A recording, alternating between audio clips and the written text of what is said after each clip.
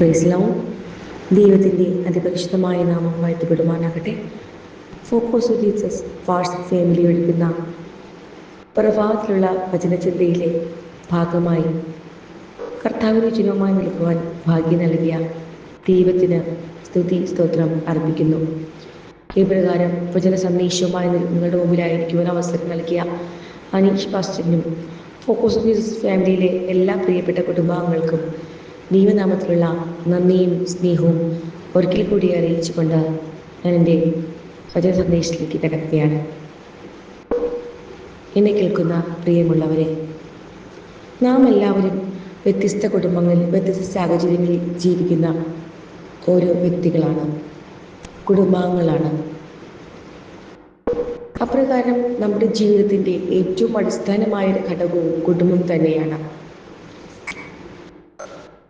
കുടുംബം ദൈവം മനുഷ്യന് നൽകിയ ഏറ്റവും മഹത്തായ ദാനങ്ങളിൽ ഒന്നാണ്. സാമൂഹ്യ ജീവിതത്തിന് വേണ്ടി മാത്രമല്ല, സ്നേഹം, സഹവാസം, സംരക്ഷണം, ആത്മീയ വളർച്ച, പരസ്പരം കരുതൽ എന്നിവയ്ക്കായിട്ടാണ് ദൈവം കുടുംബത്തെ സ്ഥാപിച്ചത്. വിശ്വാസവും കരുണയും ത്യാഗവും ഉത്തരവാദിത്വവും വളർന്നു വരുന്ന അപ്രകാരമുള്ള ഒരു ജീവിത രീതിയാണ് നമ്മുടെ കുടുംബം എന്ന് പറയുന്നത്. നിങ്ങൾക്ക് ഏകദേശം മനസ്സിലായി കാണും. തീർച്ചയായിട്ടും ഞാൻ നിങ്ങളുടെ മുമ്പിൽ പറയാൻ പോകുന്ന വിഷയം കുടുംബത്തെക്കുറിച്ചാണ്. അതിനായി തിരഞ്ഞെടുത്തിരിക്കുന്ന വേദഭാഗം യോശുവയുടെ പുസ്തകം 24-ാം അധ്യായം 15-ാം വാക്യത്തിൻ്റെ ബി ഭാഗമാണ്. ഞാനും എൻ്റെ കുടുംബവുമോ ഞങ്ങൾ യഹോവയെ സേവിക്കും. ഈ വാക്യത്തെ മുൻനിർത്തി അനുഗ്രഹീത കുടുംബങ്ങൾ പണിയൽ എന്നീ വിഷയത്തെക്കുറിച്ച് നമുക്ക് അല്പസമയം ഒരുമിച്ച് ചിന്തിക്കാം. അനുഗ്രഹീത കുടുംബങ്ങൾ പണിയൽ. എന്നെ കേൾക്കുന്ന പ്രിയമുള്ളവരെ, കുടുംബം എന്ന് കേൾക്കുമ്പോൾ തന്നെ നമ്മുടെ മനസ്സിൽ ഓടിയെത്തുന്ന രണ്ട് വചനങ്ങളുണ്ട്. ഒന്നാമതായി ഞാൻ ആമുഖമായി വായിച്ച യോശുവയുടെ പുസ്തകം 24-ാം അധ്യായം 15-ാം വാക്യത്തിൽ ബി ഭാഗം നാം കാണുന്നത്, ഞാനും എൻ്റെ കുടുംബവുമോ ഞങ്ങൾ യഹോവയെ സേവിക്കും. ഇത് പഴയ നിയമ വേദഭാഗത്തിലാണ് രേഖപ്പെടുത്തുന്നത്.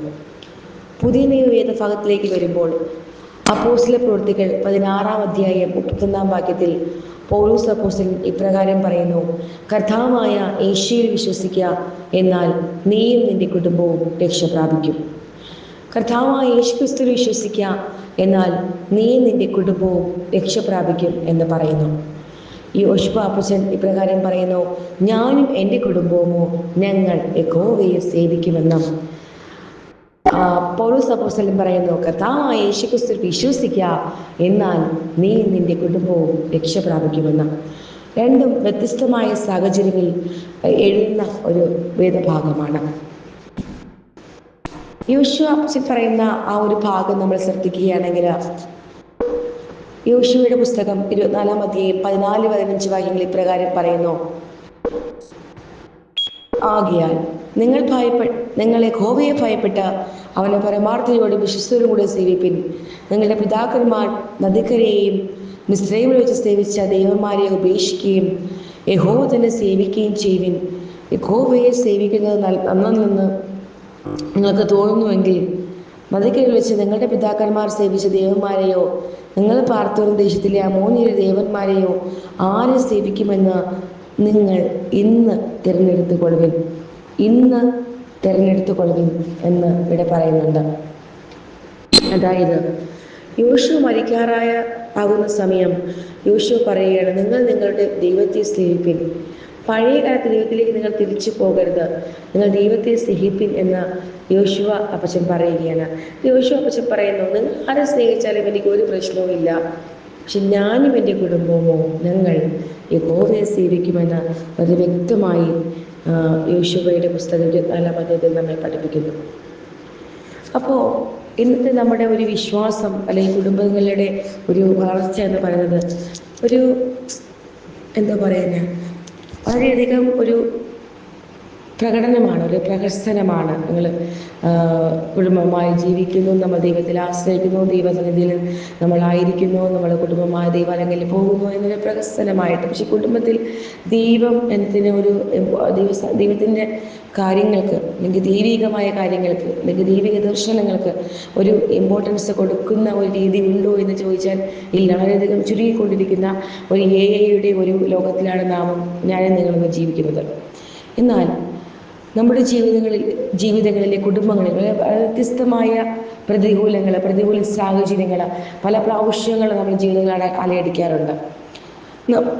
സാമ്പത്തിക പ്രതിസന്ധികൾ, തൊഴിലില്ലായ്മ, കുടിയേറ്റം, ഏകാന്തത, തകർന്ന കുടുംബങ്ങൾ, മാനസിക സംഘർഷങ്ങൾ, സാമൂഹിക സമ്മർദ്ദങ്ങൾ, പിന്നെ നമ്മുടെ കുടുംബങ്ങളിൽ വിവാഹ ആവശ്യങ്ങൾക്കുണ്ടാകുന്ന ചെലവുകളുടെ വർധന, അങ്ങനെ തുടങ്ങിയ ഒരുപാട് കാര്യങ്ങൾ നമ്മളെ കുടുംബങ്ങളെ ഗുരുതരമായി ബാധിക്കുന്ന ഒരു പ്രശ്നങ്ങളായി മാറിക്കൊണ്ടിരിക്കുകയാണ്. എന്നാൽ നിരവധി മാതാപിതാക്കൾ അല്ലെങ്കിൽ കുടുംബങ്ങളിലെ പ്രിയപ്പെട്ടവർ മക്കളെ ചൊല്ലി അവരുടെ പലവിധമായ അവരുടെ ഭാവിയെ ചൊല്ലിയൊക്കെ വേദനയോടെ പ്രയാസത്തിലായിരിക്കുന്ന ഒരു സന്ദർഭങ്ങൾ നമുക്ക് പല സമയങ്ങളിലും പല വ്യക്തികളിലൂടെ നമുക്ക് മനസ്സിലാക്കാനായിട്ട് കഴിയും.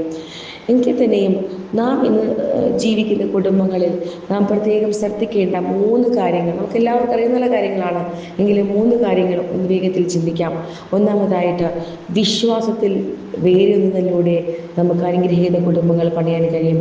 വിശ്വാസത്തിൽ വേര് ഊന്നുന്നതിലൂടെ.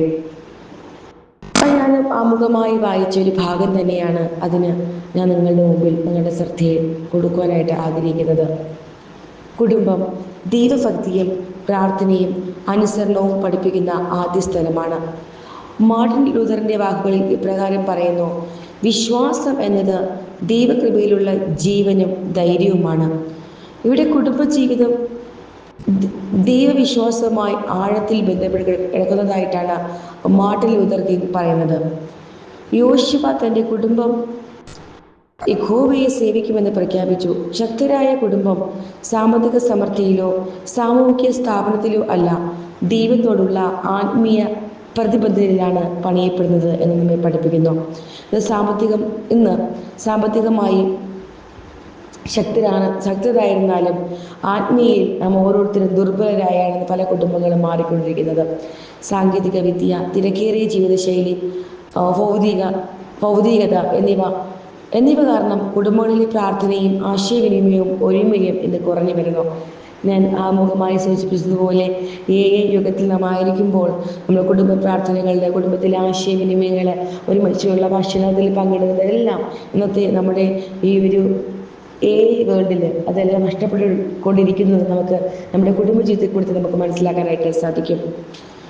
വിശ്വാസം പ്രതിബന്ധ കാലങ്ങളിൽ നമ്മുടെ ജീവിതങ്ങളിൽ ഉണ്ടാകുന്ന ഒരുപാട് പ്രതികൂലങ്ങൾ നമ്മുടെ ജീവിതങ്ങളിൽ ഉണ്ടാകാറുണ്ട്. രോഗം, സാമ്പത്തിക ബുദ്ധിമുട്ടുകൾ, നിരാശകൾ തുടങ്ങിയ മൂലം സമ്മർദ്ദങ്ങൾ നമുക്ക് വ്യക്തിപരമായ ജീവിതങ്ങളിൽ ഉണ്ടാകുന്നു.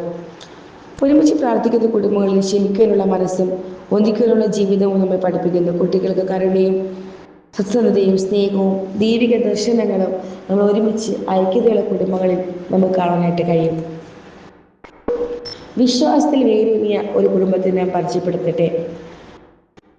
ശമൂവേലിന്റെ 1-ാം പുസ്തകം നമ്മൾ വായിക്കുമ്പോൾ അവിടെ നമുക്ക് വിശ്വാസത്തിൽ വേരൂന്നി ജീവിച്ച ഒരു വ്യക്തിയെ നമുക്ക് കാണാനായിട്ട് കഴിയും, ഹന്ന. ശമൂവേലിന്റെ 1-ാം പുസ്തകം വായിക്കുമ്പോൾ തന്നെ നമുക്ക് എല്ലാവർക്കും നമ്മുടെ മനസ്സിലോട് വെക്കുന്ന ഒരു വ്യക്തിയാണ് ഹന്ന. ഹന്നയുടെ ജീവിതത്തിൽ നമ്മൾ പരിശോധിച്ചാൽ ഹന്നയുടെ ജീവിതത്തിൽ എൽക്കാന എന്ന പുരുഷൻ 2 ഭാര്യമാരെ ഉണ്ടായിരുന്നു. ഒന്നാമത്തെ ആളുടെ പേര് ഹന്ന, രണ്ടാമത്തെ ആളുടെ പേര് പെലീന. ഇന്ന് 2 പേർക്ക് പ്രത്യേകത ഉണ്ടായിരുന്നു. ഹന്ന സന്തോഷവതിയല്ല, മറിച്ച് പെലീനെ നമ്മൾ ചിന്തിക്കുമ്പോൾ അവൾ ഹാപ്പിയാണ്, സന്തോഷവതിയാണ്. മക്കളുണ്ട്, ഭർത്താവുണ്ട്, ദാസന്മാരുണ്ട്, സമ്പത്തുണ്ട്, എല്ലാം കൊണ്ടും അവൾ തികഞ്ഞ ഒരു സമൃദ്ധിയുടെ അനുഭവത്തിലുള്ള ഒരു സ്ത്രീയാണ്. എന്നാൽ നാം ഹന്നയെക്കുറിച്ച് ചിന്തിക്കുമ്പോൾ ഹന്നയുടെ ജീവിതത്തിൽ ഭർത്താവുണ്ട്, സമ്പത്തുണ്ട്, ദാസന്മാരുണ്ട്, എങ്കിലും അവർക്ക് ഉദരഫലമില്ല, മക്കളില്ല. വളരെയധികം വേദനയോടെ വിഷമത്തോടെ കടന്നു പോകുന്ന ഒരു ഹന്നയെ നമുക്ക് ആ വേദഭാഗം വായിക്കുമ്പോൾ മനസ്സിലാക്കാനായിട്ട് കഴിയും. എന്നാൽ നമ്മൾ ഇന്നത്തെ ഒരു ജീവിത സാഹചര്യമല്ല പഴയ നിയമ വേദഭാഗത്ത്. പഴയ നിയമ വേദഭാഗം നമ്മൾ പരിശോധിക്കുമ്പോൾ അത് കുഞ്ഞില്ലാതെ ഭാരപ്പെടുന്ന മക്കൾ, അങ്ങനെ മച്ചിയായവർക്ക് സമൂഹത്തിൽ പല ആവശ്യങ്ങൾക്ക് ഇറങ്ങി ഒരുമിച്ച് പുറപ്പെട്ട് പോകുവാൻ കഴിയാത്തൊരവസ്ഥയാണ്. അപ്പോൾ അവളെല്ലാവരും നിന്ദിക്കപ്പെട്ട, മാടി നിർത്തപ്പെട്ട, അഥവാ ഏതെങ്കിലും ഒരു സ്ഥലത്ത് ഇറങ്ങി പോവുകയാണെങ്കിൽ അനേകം മക്കളുടെ ദുഷികൾ, പരിഹാസങ്ങൾ, നിന്ദകൾ, നിരക്കങ്ങൾ, അത്രയും ഭാഗങ്ങളൊക്കെ കാര്യങ്ങൾ, ഭാരങ്ങൾ വഹിക്കേണ്ടതായിട്ടുള്ള ഒരു അവസ്ഥ ഓരോ വ്യക്തികൾക്കും ഉണ്ടാകുന്നു. അതായത് പുതിയ നിയമത്തിൽ നാം ഇന്നത്തെ സാഹചര്യങ്ങൾ അപ്രകാരമുള്ളൊരു സാഹചര്യം ഉണ്ടാകുന്നില്ല എന്നുള്ള ഒരു വാസ്തവമായിട്ട് ഇന്ന് ഒരു ഫാഷനായിട്ട് കുഞ്ഞുങ്ങൾ ഇല്ലാത്തതൊരു ഫാഷനായിട്ട് മാറിക്കൊണ്ടിരിക്കുകയാണ്. എങ്കിലും നമ്മുടെ ചുറ്റുപാടും നമ്മുടെ പ്രിയപ്പെട്ടവരിൽ പലരും കുഞ്ഞുങ്ങളാതെ ഭാരപ്പെടുന്ന മക്കളൊക്കെ ഉണ്ടെങ്കിലും കർത്താവായ ദൈവം ഈ നാളുകളിൽ അവരുടെ തലമുറ നൽകി അനുഗ്രഹിക്കുന്നത് കൊണ്ട് ഞാൻ പ്രാർത്ഥിക്കുന്നു. അപ്രകാരം ആ ഒരു ജീവിത സാഹചര്യത്തിൽ ഹന്നയും കുടുംബവും ജീവിക്കുമ്പോൾ നമ്മൾ എൽക്കാനയെ കുറിച്ച് നമ്മൾ പഠിക്കുമ്പോൾ പെലീനേക്കാളും അധികമായി ഹന്നയെ സ്നേഹിച്ചതായിട്ട് നമുക്ക് മനസ്സിലാക്കാനായിട്ട് കഴിയും. വളരെ വേദനയോടെ ഭാരത്തോടെ ഹന്ന വിഷമിച്ച് ഇരിക്കുന്ന സമയത്ത്, കരഞ്ഞ് വേഗത്തിൽപ്പെട്ടിരിക്കുന്ന സമയത്ത് എൽക്കാന ഹന്നയോട് ചോദിക്കുന്നു. 1-ാം അധ്യായം 8-ാം ഭാഗത്തിൽ പറയുന്നു, അവളുടെ ഭർത്താവായ എൽക്കാന അവളോട്, ഹന്നേ, നീ എന്തിന് കരയുന്നു? നീ എന്തിന് പട്ടിണി കിടക്കുന്നു? നീ വ്യസനിക്കുന്നത് എന്ത്? ഞാൻ നിനക്ക് 10 പുത്രന്മാരെക്കാൾ നന്നല്ലയോ എന്ന് ചോദിക്കുന്നു. എന്നെ കേൾക്കുന്ന പ്രിയമുള്ളവരെ, വേദനയോടെ വിഷമത്തോടെ എനിക്ക് മക്കളില്ല എന്നുള്ള വേദനയിൽ വളരെ സങ്കടത്തോടെ ഈ സമൂഹത്തിൽ ഇറങ്ങി പോകാനായിട്ട് കഴിയുന്നില്ല, എന്നെ പെരുകിനെ കളിയാക്കുന്നു, പരിഹാസിക്കുന്നു, നിന്ദിക്കുന്നു എന്നൊക്കെ വിഷമത്തിലുള്ള വേറെ ഭാരത്തോടെ ഇരിക്കുന്ന സമയത്താണ് നമ്മുടെ എൽക്കാന ചോദിക്കുന്നത്, അല്ലേ ഹന്നി, എന്തിന് കരയുന്നു? എന്തിന് വിഷമിക്കുന്നു? നീ പട്ടി കിടക്കുന്നത് എന്തിന്? ഞാൻ നിനക്ക് 10 പുത്രന്മാർക്ക് നന്നല്ലയോ എന്നുള്ള കാര്യം ചോദിക്കുകയാണ്. ആ സമയത്താണ് നമ്മുടെ ഹന്നായുടെ ജീവിതത്തിൽ വിശ്വാസത്തിൽ ഒരു വളർച്ച ഉണ്ടാകുന്നത്. അവൾ വിശ്വാസത്തിൽ വേരുന്നത് ഹന്ന ഭർത്താവായ എൽക്കാനയുടെ വാക്കുകളിലൂടെയാണ്. അന്ന് മുതൽ അവളുടെ ജീവിതത്തിൽ ഒരു മാറ്റം ഉണ്ടാകുകയാണ്. നിൽക്കുന്ന പ്രിയമുള്ളവരെ, അവൾ പ്രാർത്ഥിക്കാനായിട്ട് തുടങ്ങി. അവൾ പറഞ്ഞു, ഈ പ്രിയനെ കളിയായിക്കോട്ടെ, നാട്ടുകാരെ മൊത്തം ദുഷിച്ചോട്ടെ, ബന്ധുമിത്രരെ തള്ളി പറഞ്ഞോട്ടെ, എല്ലാവരും മാറി നിർത്തിക്കോട്ടെ, പക്ഷെ എൻ്റെ ഭർത്താവ് എൻ്റെ ഒപ്പമുണ്ട്. ഞാൻ ആരെ ഭയപ്പെടണം? ആരെ പേടിക്കണം? ആരെ അത് പേടിച്ച് ഞാൻ ഈ സമൂഹത്തിൽ ജീവിക്കണം എന്നുള്ള ചിന്ത ഹന്നയുടെ ജീവിതത്തിലുണ്ടായി. ഹന്ന പ്രാർത്ഥിക്കാനായിട്ട് തുടങ്ങി, ദൈവാലയങ്ങളിൽ ഓടുകയായിട്ട് തുടങ്ങി. ദൈവാലയത്തിൽ പോയി അവൾ വളരെയധികം വേദനയോട്, ഭാരത്തോട്, ഉപവാസത്തോടെ പ്രാർത്ഥിക്കാൻ തുടങ്ങി. ആ സമയത്താണ് അവൾ പ്രാർത്ഥിക്കുന്ന സമയത്ത് ഏലി ഉപയോഗിക്കുന്നു, ഹന്നയെ, നീ മദ്യപിച്ച് ലഘുകെട്ട് സംസാരിക്കുന്നു എന്ന് പറഞ്ഞ വളരെയധികം രീതിയിൽ സംസാരിക്കുന്നതായിട്ട് നമുക്ക് വേദഭാഗം വായിക്കുമ്പോൾ മനസ്സിലാക്കാനായിട്ട് കഴിയും. എങ്കിൽ തന്നെ എന്നെ കേൾക്കുന്ന പ്രിയമുള്ളവരെ, ഹന്നായുടെ ഗർഭം ദൈവം തുറന്നു. ദൈവം ഹന്നായിക്ക് അനുഗ്രഹപ്പെട്ട ഒരു സന്താനം, അല്ലെ, ഒരു മകനെ നൽകി അനുഗ്രഹിച്ചതായി നമുക്ക് മനസ്സിലാക്കാൻ കഴിയും. ആ മകൻ്റെ പേരാണ് ശമൂവേൽ ബാലൻ. ശമൂവേൽ ബാലൻ ദൈവിക കൃപയിൽ വളർന്നു വന്നതായിട്ടും നമുക്ക് മനസ്സിലാക്കാനായിട്ട് സാധിക്കും. അപ്രകാരമുള്ളൊരു ജീവിത രീതിയിൽ വളർന്നു വരുമ്പോൾ ഹന്ന ശമൂവേൽ ബാലനെ ദൈവാലയത്തിൽ സമർപ്പിക്കുന്നതായിട്ട് നമുക്ക്, അവൾ പ്രാർത്ഥിച്ച് നേർന്നതുപോലെ തന്നെ അവൾ മകനെ ലഭിച്ചപ്പോൾ, അല്ലെ, ഒരു പുരുഷ പരിചയം അവൾ ലഭിച്ചപ്പോൾ അവൾ ദൈവാലയത്തിൽ സമർപ്പിച്ചതായിട്ട് നമുക്ക് മനസ്സിലാക്കാനായിട്ട് കഴിയും. എന്നെ കേൾക്കുന്ന പ്രിയമുള്ളവരെ, അവിടെയും തീർന്നില്ല, അവിടെയും തുടങ്ങി ഹന്നയെ പരിഹസിക്കാനും പുച്ഛിക്കുവാനും നിന്ദിക്കാനും പെരുകിനെയും കൂട്ടരും സമൂഹവും എല്ലാം. അവൾക്ക് മക്കളില്ലായിരുന്നു, ദൈവം മക്കളെ കൊടുത്തപ്പോൾ ദൈവാലയത്തിൽ കൊണ്ടുപോയി കൊടുത്തിരിക്കുന്നു എന്നൊക്കെ പറഞ്ഞ് ഇന്ന് നമ്മൾ ജീവിത സാഹചര്യം അറിയാമല്ലോ. അപ്രകാരമുള്ള സാഹചര്യത്തിൽ അവളെ പരിഹസിക്കാൻ, നിന്ദിക്കാൻ, ദുഷിക്കുവാനും അവൾ വീണ്ടും പരിഹസിക്കാൻ തുടങ്ങി. എന്നെ കേൾക്കുന്ന പ്രിയമുള്ളവരെ, സർവശക്തനായ ദൈവം 2-ാം അധ്യായം 21-ാം വാക്യത്തിൽ, അത് ശമൂവേൽ പ്രവാചക പുസ്തകം 2-ാം അധ്യായം 21-ാം വാക്യത്തിൽ ഇപ്രകാരം വായിക്കുന്നു, യഹോവ ഹന്നയെ കടാക്ഷിച്ചു. അവൾ ഗർഭം ധരിച്ച് 3 പുത്രന്മാരെയും 2 പുത്രിമാരെയും പ്രസവിച്ചു. ശമൂവേൽ ബാലനോ യഹോവയുടെ സന്നിധിയിൽ വളർന്നു വന്നു. ശമൂവേൽ ബാലനോ യഹോവയുടെ സന്നിധിയിൽ വളർന്നു വന്നു എന്ന് നമുക്ക് മനസ്സിലാക്കാനായിട്ട് കഴിയും.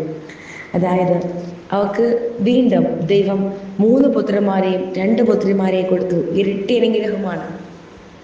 2 അല്ല, 4 അല്ല, ദൈവം 6 മക്കളെയാണ് ദൈവം കൊടുത്തത്. 3 ഇരട്ടി നന്മ ദൈവം ഹന്നയുടെ ജീവിതത്തിൽ കൊടുത്തതായിട്ട് നമുക്ക് മനസ്സിലാക്കാനായിട്ട് കഴിയും. എന്നെ കേൾക്കുന്ന പ്രിയമുള്ളവരെ, വിശ്വാസത്തിൽ വേരുന്നതിലൂടെ അനുഗ്രഹീത കുടുംബം അവിടെ പണിയുവാനായിട്ട് നമ്മുടെ ഹന്നയ്ക്ക് കഴിഞ്ഞു. നമ്മുടെ ജീവിതങ്ങളിൽ ഒന്നാമതായിട്ട് നമ്മുടെ കുടുംബങ്ങളിൽ വേണ്ടത് വിശ്വാസത്തിൽ വേരുന്നതാണ്. രണ്ടാമതായിട്ടുള്ള ചിന്ത, കരുണയിലൂടെയുള്ള ശക്തിപ്പെടൽ. കരുണ കാണിക്കുക, മറ്റുള്ളവരുടെ കരുണ. നമ്മുടെ കുടുംബങ്ങളിൽ ഉണ്ടാവേണ്ട ഏറ്റവും വലിയൊരു കാര്യമാണ് കരുണ. ഇതിലൂടെ കരുണ, ഒരു സഹാനുഭൂതി നമുക്കുണ്ടാകണം. പുതിയ നിയമകാലത്ത് നമ്മൾ യേശുക്രിസ്തുവിൻ്റെ ചരിത്രം നമ്മൾ പഠിക്കുമ്പോൾ കുടുംബങ്ങളെയും മനുഷ്യവേദനകളെയും ആഴത്തിൽ കരുതുന്ന ഒരു യേശുക്രിസ്തുവിനെ നമുക്ക് കാണാനായിട്ട് കഴിയുന്നത്.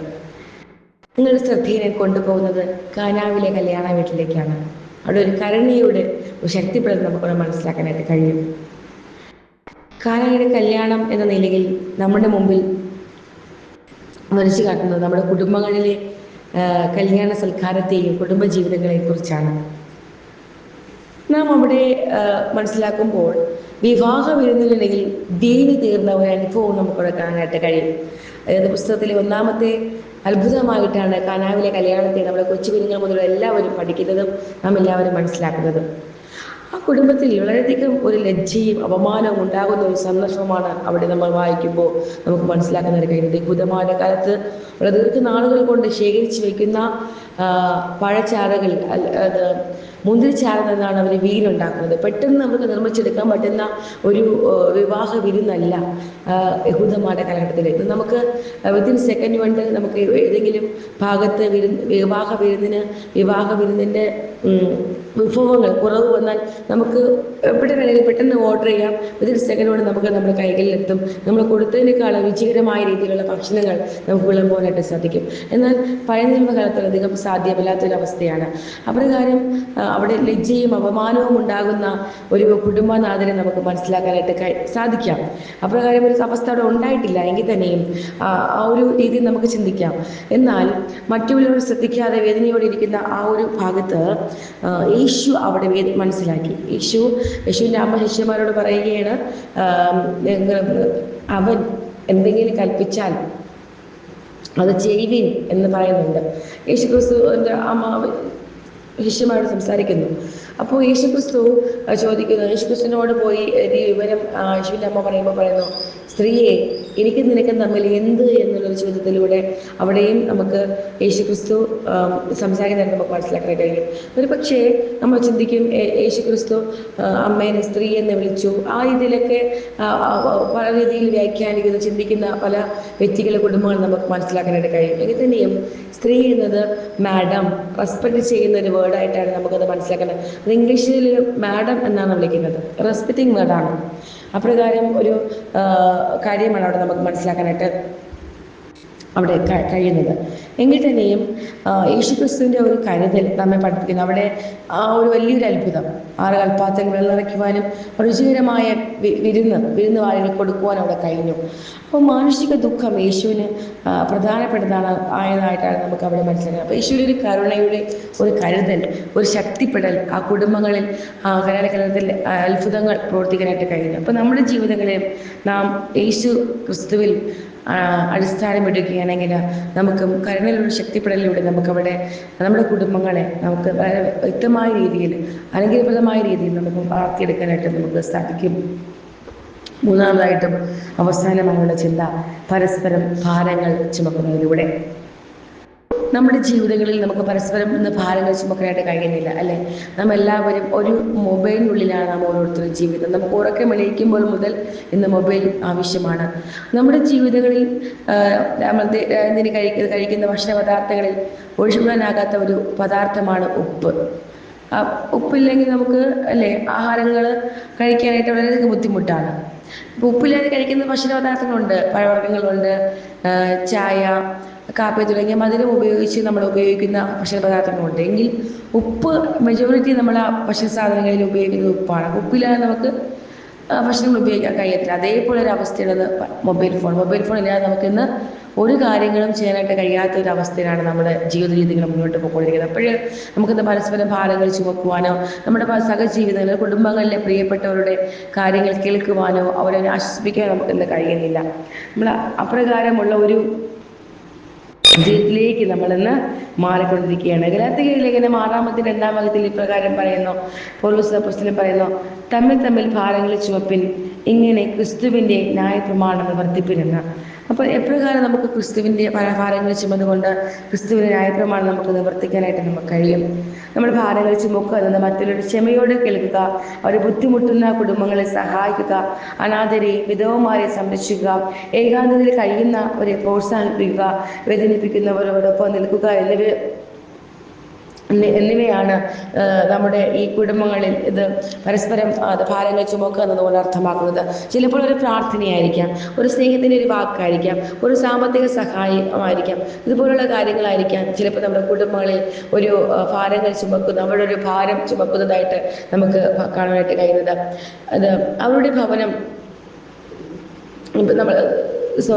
നമ്മൾ അപ്പോസ്തല പ്രവൃത്തികൾ നമ്മൾ വായിക്കുമ്പോൾ അവിടെ അക്വിലാസിൻ്റെയും പ്രിസ്കില്ലയുടെയും ഒരു കുടുംബജീവിതം നമുക്ക് മനസ്സിലാക്കാനായിട്ട് സാധിക്കും. അത് മനോഹരമായ ഒരു കുടുംബത്തിൻ്റെ ഒരു മാതൃകയാണ് നമുക്ക് അവിടെ കാണാനായിട്ട് കഴിയുന്നത്. അവരുടെ ഭവനം ശുശ്രൂഷയുടെയും സൽക്കാരത്തിൻ്റെയും പ്രോത്സാഹനത്തിൻ്റെയും കേന്ദ്രമായിട്ടാണ് അവിടെ നമുക്ക് മനസ്സിലാക്കാൻ കഴിയുന്നത്. അതായത് പരസ്പരം ഭാരങ്ങൾ ചുമന്ന്, പരസ്പരം കരുതുന്ന, പരസ്പരം ഭക്ഷണങ്ങൾ കൊടുത്ത് സൽക്കാരം പങ്കിടുന്ന ഒരു കുടുംബത്തെയാണ് നമുക്ക് അക്വിലാസിൻ്റെയും പ്രിസ്കില്ലയുടെയും കുടുംബത്തിൽ നമുക്ക് മനസ്സിലാക്കാനായിട്ട് കഴിയുന്നത്. അവരുടെ കുടുംബം വ്യക്തിപരമായ ഒരു സൗകര്യത്തിനല്ല, ദൈവിക ശുശ്രൂഷയ്ക്കും മറ്റുള്ളവരുടെ നന്മയ്ക്കും അല്ലെങ്കിൽ പരസ്പരമുള്ള ഭാരങ്ങൾ ചുമക്കുന്നതിന് വേണ്ടിയാണ് അവരുടെ കുടുംബം അല്ലെങ്കിൽ ഒരു കുടുംബ ജീവിതം മാറിയതെന്ന് നമുക്ക് മനസ്സിലാക്കാനായിട്ട് കഴിയും. ക്രിസ്തുവിൽ പ്രിയരെ, വിശ്വാസത്താലും കരുണയാലും നമ്മുടെ അനുഗ്രഹീത കുടുംബങ്ങൾ പണിയുക എന്നത് ഇന്നത്തെ നമ്മുടെ ഓരോരുത്തരുടെയും കുടുംബ ജീവിതങ്ങളുടെ ഉത്തരവാദിത്തമാണ്. കുടുംബങ്ങൾ ശക്തമാക്കുന്നത് സാമ്പത്തിക സമ്പത്ത് കൊണ്ടോ അല്ലെങ്കിൽ സ്ഥാനമാനങ്ങൾ കൊണ്ടല്ല, ദൈവിക വിശ്വാസത്തിലൂടെയും കരുണയിലൂടെയും പരസ്പരം നമ്മൾ ഭാരങ്ങൾ ചുമക്കുന്നതിലൂടെയാണ് നമ്മുടെ കുടുംബങ്ങൾ ശക്തിപ്പെടുന്നത്, കുടുംബങ്ങൾ വളരുന്നത്. അപ്രകാരം ഇന്നത്തെ നമ്മുടെ ജീവിതങ്ങളിൽ നമ്മുടെ കുടുംബങ്ങൾ പരസ്പരം ഭാരങ്ങൾ ചുമന്ന് കരുണയിലൂടെ വിശ്വാസത്തിൽ വേരൂന്നി നമ്മുടെ കുടുംബങ്ങളിൽ ജീവിക്കുവാനായിട്ട്, കുടുംബങ്ങളിൽ വളരുവാനായിട്ട് ഇന്നത്തെ വചനചിന്തയിലൂടെ ദൈവം നമ്മെ ഓരോരുത്തരെയും സഹായിക്കുമാറാകട്ടെ. ആമേൻ, ആമേൻ. May God bless you all.